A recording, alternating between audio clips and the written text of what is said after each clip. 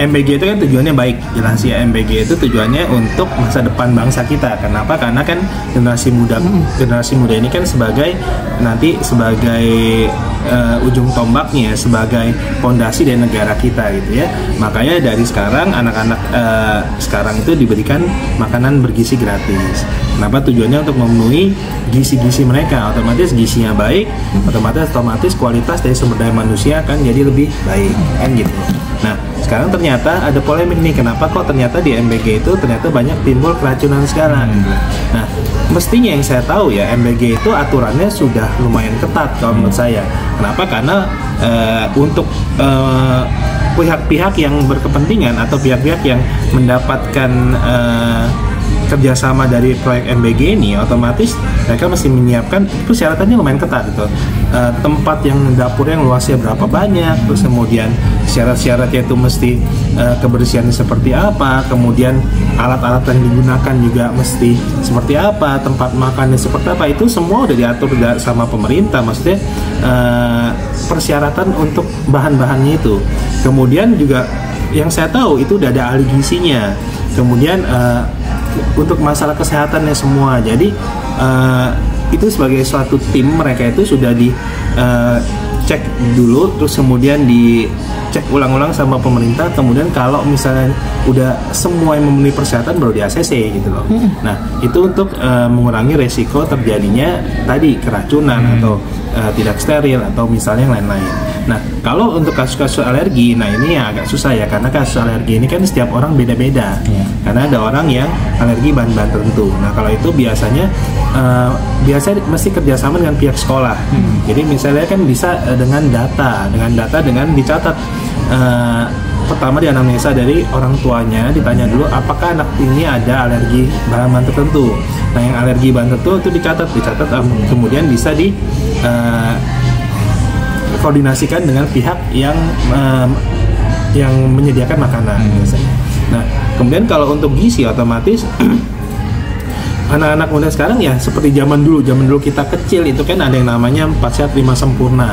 Sebenarnya itu juga menurut saya sebagai pendapat pribadi sebagai dokter, 4 sehat 5 sempurna itu udah bagus ya. Ada karbonnya, ada proteinnya, ada lemaknya ya. Kemudian ada seratnya juga, kemudian ada susu juga. Nah, sebenarnya selama mengikuti aturan itu pun kalau sudah bisa menyediakan, mestinya lebih memenuhi kebutuhan dari gizi dari anak tersebut. Nah, untuk itu biasanya ya mesti koordinasi kerjasama dari pihak pemerintah, pihak sekolah, dan pihak orang tua. Nah, kemudian kan ini banyak juga masukan, ternyata kalau kayak gini ini nggak sedikit loh, makin banyak nih ternyata yang keracunan, kok bisa begitu gitu. Makanya yang saya tahu perkembangan terakhir kemarin Pak Presiden sudah memanggil pihak-pihak yang berwenang di makan bergizi gratis ini untuk membahas hal demikian ya. Nah, ada beberapa juga pendapat katanya mendingan serahkan aja ke orang tua, dialihkan ke orang tua. Nah, sebenarnya itu tergantung kebijakan pemerintah sebenarnya. Jadi yang alasannya kalau orang tua udah pasti lebih terjamin. Satu, nggak mungkin orang tua itu memberikan makanan yang asal-asalan kepada anaknya.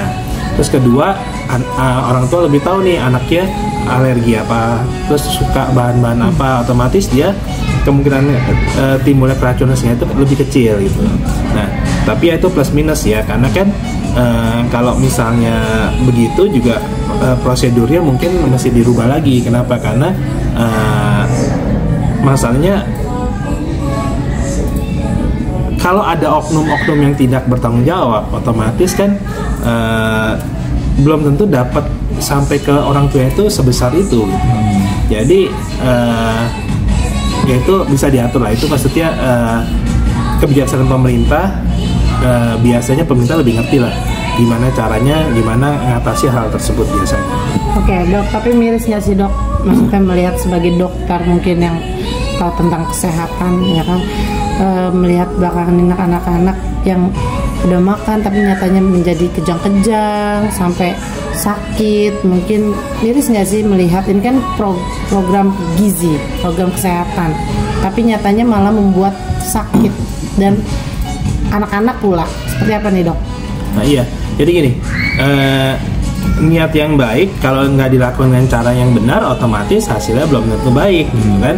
Nah, sama, jadi niatnya nih baik, negara ini niatnya baik untuk tadi supaya gizi anak-anak kita jadi lebih baik, otomatis sumber daya kedepannya jadi lebih baik, negara kita otomatis lebih baik juga. Nah, sebenarnya kan itu yang dicapai. Nah, tapi kalau niat baik ini tidak dijalankan dengan cara yang benar, otomatis ya tadi resikonya banyak. Misalnya tadi keracunan itu kan bisa karena satu, bahan-bahannya, kebersihannya nggak terjaga, terus yang menyediakan bagaimana gitu. Jangan sampai yang menyediakan di awal doang nih bagusnya nih, nanti setelah diawasin seminggu, 2 minggu, 3 minggu bagus, setelah di atas sebulan udah mulai asal-asalan, kan nggak boleh kayak gitu. Jadi pengawasan oleh pemerintah juga mesti lebih aktif, proaktif, pemerintah lebih aktif pengawasan. Nah, terus mesti kerjasama. Nah, jadi nggak bisa juga semuanya dilimpahkan ke pemerintah sebenarnya bebannya ini. Kenapa? Karena gini, ini kan yang berhubungan dengan makan bergizi gratis ini kan nggak cuma pemerintah. Oke lah, pemerintah menyediakan dana, kemudian masyarakat juga ikut andil, yaitu dengan menyediakan makanan yang pihak tertentu yang mendapat proyeknya ya, kerjasama. Kemudian ada pihak sekolah yang mengawasi juga, kemudian ada pihak orang tua juga yang mengawasi juga. Nah, masyarakat sekitar, orang tua, pihak pemerintah, pihak penyedia makanan.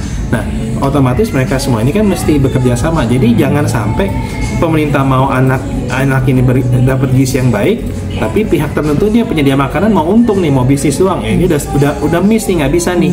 Kalau mau ya semuanya satu visi, satu misi. Kita mau anak ini baik, ya udah satu, pemerintah nyediain dana, si pihak penyedia makanan ya untung boleh, tapi juga mesti punya integritas ya.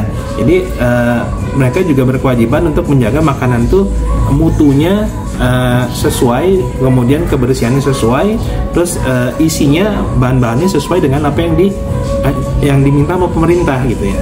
Kemudian pihak sekolah juga proaktif dong, mengawasi benar gak ini. Kalau misalnya emang tidak benar, dilaporkan gitu loh. Nah, otomatis pihak orang tua kan juga akan ikut mengawasi juga kalau anaknya terjadi masalah kesehatan atau apa.